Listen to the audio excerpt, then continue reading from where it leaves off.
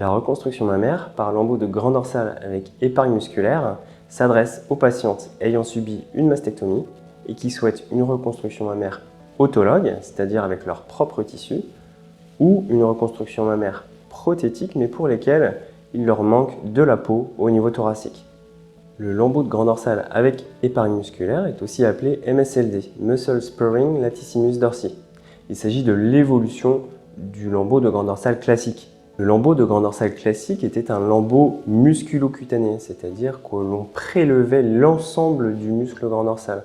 Cela pouvait amener des douleurs au niveau de l'épaule et une faiblesse séquelaire. Désormais, le lambeau de grand dorsal avec épargne musculaire ne va prélever que la peau et la graisse au niveau du dos, avec une cicatrice située au niveau de la bretelle horizontale du soutien-gorge.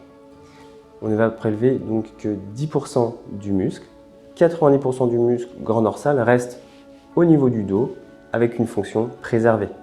L'intervention dure 3 heures sous anesthésie générale. L'hospitalisation est de 2 à 3 nuits post-opératoires. Il existe quelques douleurs au niveau thoracique, très bien gérées par des antalgiques et des relaxations musculaires classiques. La durée de drainage est de 2 à 4 jours. Vous pourrez prendre une douche dès le lendemain de l'intervention en savonnant délicatement les cicatrices.